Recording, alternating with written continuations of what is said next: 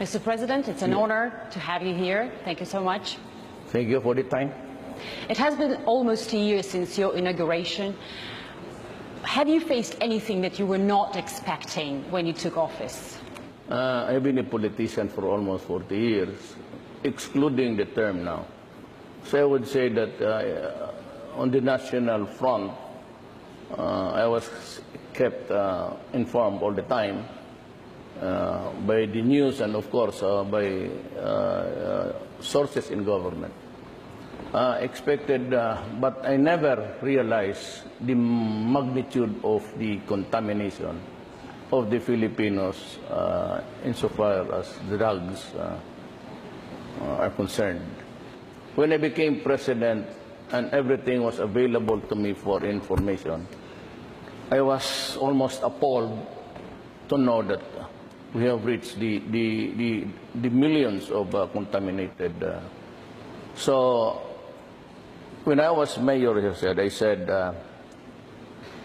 do not destroy my city and do not destroy the young people of Davao City because they are our assets. We are not rich. Most of us are poor, and we depend on our sons and daughters to feed us when we get. We do not have. We are not the rich people. We do not have any housing here for few in between, and we need our children to buy the medicines, pay the hospitals, pay our burial, and do not corrupt them with drugs. Do not destroy their minds. And I said, because I will kill you. And I've been very clear with that. Do not destroy my country. Do not destroy our young people. Because if you do that, I will kill you. There are so many criminals walking around. Stop it, and I said. I am not a wholesale violator of human rights. I am not the police. I just give orders. But I build a country. But anything that would destroy my country is totally unacceptable to me. My orders are very clear. Go out and hunt for them, the drug lords. Arrest them if it's still possible. But if they are confronted with the violence that would place your life, the policemen or the security officer in danger, so they kill them. Because in the past, that was what really prevented policemen and the military from doing it. Why? Because they were so afraid of this human rights thing, which is a new phenomenon. It's actually the human rights in the guise of human rights. Countries like EU and America are interfering into the affairs of other nations in the guise of human rights. The bitter irony is that while trying to protect civilians, to protect the youth, you sometimes, and you admitted that in one of your interviews, that innocent civilians could have become victims. Do you think it is a fair price to pay? Just like in the Americans, when they drop a bomb there, so powerful that it also kills others. But you are not America. Do you feel sorry for? But we are talking of human liability.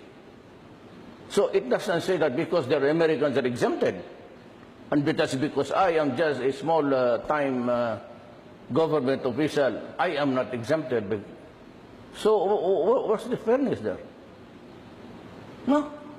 When they drop bombs, they kill so many villages, and there's not even a whimper. America invaded Iraq. What was the excuse? That there were weapons of mass destruction. And yet when they invaded Iraq, so many people were killed. So where is justice now? So I think it's really hard to avoid... Meaning to say, justice has to be equal. It cannot be a justice for one and justice for another set of standards for two. It has to be equal.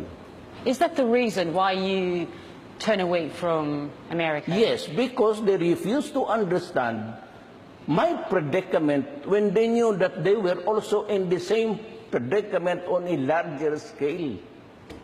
I never in America, remember Panama? Okay, they invaded Panama, a sovereign state, okay, in Central America. So what was the purpose there? They went inside, seized the country, arrested the president, brought him outside the country, placed him in a detention cell in New York. He faced a trial, federal court, and is convicted. What happened to the invasion? And what was the reason? Drugs. You invade a country. Me, I am just fighting the criminals in my country. I never invaded a country. You have to look at it this way. There is so much incongruity in the principles that are being followed by nations. The powerful ones, they can invent this weapon of mass destruction. Oh, we can invade your country. Me, I never touch anybody. I do not even go to the United States. And then they criticize me for the criminals that I have killed. Your relations with the previous U.S. administration were far from perfect. Will you give Trump's administration a chance? I think that Trump is very good. He's a regular guy. He's pragmatic, very practical. The previous administration was a source of irritation and source of so many conflicts, not really in terms of war, but in terms of relationships. The other administration destroyed all of this, the goodwill and even relationships with Russia and relationships with the Philippines. And it's not an easy job to be just, when there's a new guy in town, you just say everything is forgotten. They have the Congress that is not in full accord with the U.S. president. And as it is, they're still fighting right now, threatening even to impeach President Trump. America is a hard act to follow. Sometimes you are in good terms. For example, Trump, he says that he agrees with me. And he thinks that I'm doing it the right way. And even he, about 2 weeks ago, announced that he's going to get tough against the drug lords and everybody who is into drugs.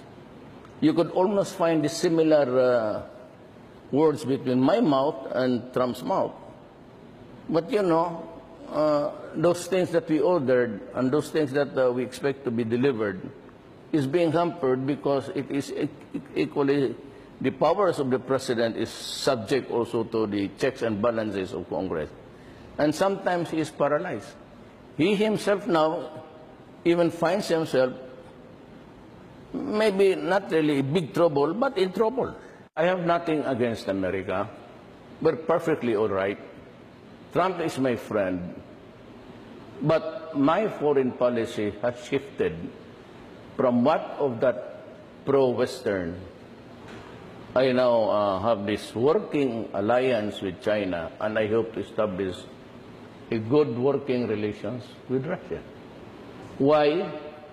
Because Western world, EU and everything, they have this double talk. We will survive, we will endure, we can go hungry. But this time, I want my country treated with dignity.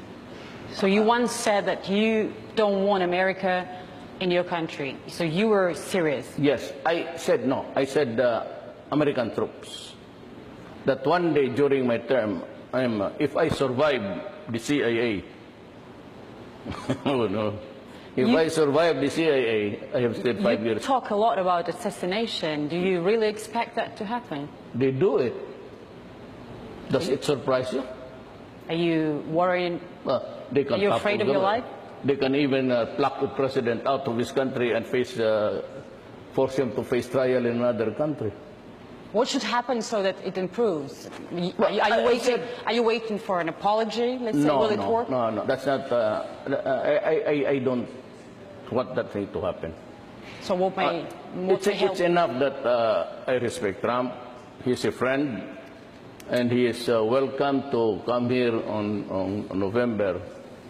But if I'm talking about arms, if I'm talking about mutual defense regarding ISIS, I'd rather, in my preliminary talks with President Putin, I got a favorable response. I hope we can convert it to something substantial. Because it is only Russia and China who can be relied with their words. America is double talk. The left hand does not know what the right hand is doing. Because I said the arms are suspended and the Senate has not really agreed, or they're still debating on it, whether to give us the arms or not. My country is fighting terrorism. How long can I wait? Until such time that we are on bended knees? It might be too late. For after all, if I do not act now, and so with the drug problem, if my country collapses, who will bring it back? The United States. Russia sells arms. He does not impose she does not impose any conditions. When Russia sells the arms, he sells the arms. You need it? I will give it to you. That's a known fact. You do not attach conditions. A straight negotiation. If you're ready to help, we'll say, okay, we will help, we'll give you this. And can you do that with America? No. Because the president says he will give you, and the State Department said no. And then his Congress, we said, no, he's a human rights violator, so we keep a distance. And then, if that is the case, so be it. I will not hanker for it on bended knees.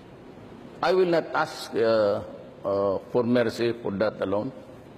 So what about ISIS? Do you think ISIS militants here in the Philippines, they're homegrown or they were kind of imported? There are so many Caucasians looking. We have captured or killed about 6 already. And they are from the Middle East mostly. How are you going to fight the terrorism, this task that so many countries actually fail to deal with? Well, not really fail, but put it under control. It's a state of the mind which cannot be erased easily. In every generation, there is always a serious problem to solve. And so you have to be serious about it. And sometimes not go beyond, but in excess of what is really called for. Because you want an assurance that your country is safe. If we have to kill an extra guy to make it more safer, then do it. My God, do it. And if they would 100 more killed and 100 more safer, if you are a leader and you don't know how to solve it, you must be, you do not deserve, I should not be serving. Maybe what I can really say is that I do not need the presidency at this time of my life. I'm 72 years old. As president, I have to preserve and defend the Filipino nation. And I will exactly do it, whatever be the price, whatever be the cost. It's my solemn duty to see to it that my country is really what it should be, a peaceful and comfortable place to live in.